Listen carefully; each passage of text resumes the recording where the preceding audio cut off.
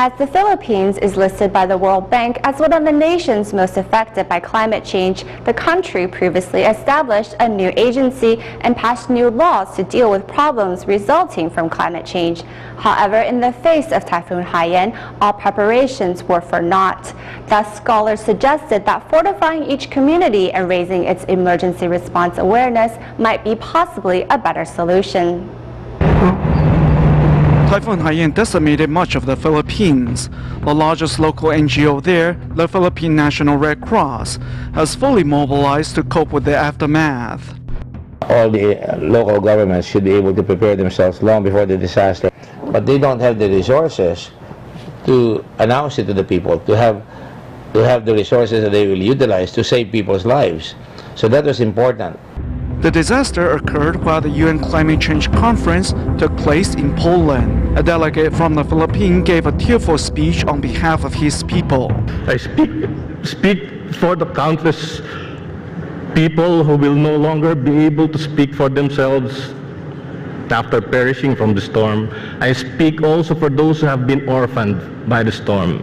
I speak for those the people now raising this time to save survivors and alleviate the suffering of the people affected.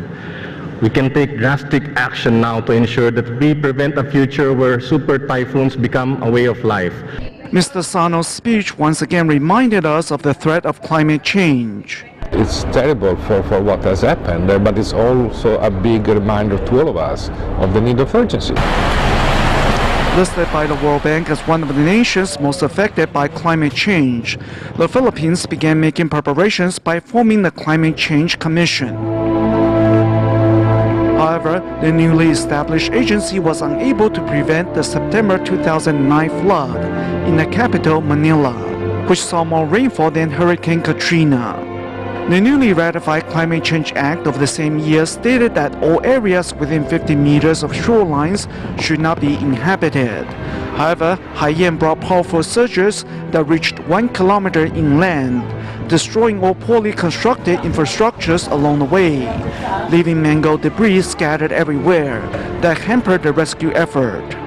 Initially, one of the biggest challenges was getting access, but now that those systems are in place, it's just identifying young people where they are while they're in this precarious situation. The large amount of funding needed to support the rescue and recovery effort is also a big burden to the country. In 2012, President Aquino III signed the People's Survival Fund Act, which plans to raise $24.5 million for disaster relief. However, that plan cannot help Haiyan victims, and scholars still believe getting communities prepared for disasters is a more efficient alternative. Nowadays, many people are advocating disaster-ready communities. People need to learn to help one another instead of waiting for the central or local government to tell them what to do. Piling up sandbags and fortifying their roofs, things that Filipinos are not accustomed to, should not be practiced.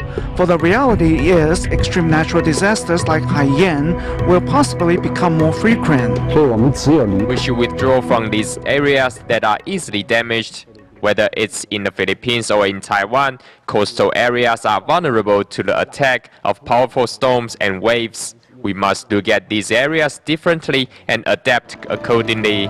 Perhaps it is us humans who gave birth to these extreme weather conditions. But if we simply pass laws and chant slogans without actually modifying the way we live, we will all surely pay for our ignorance.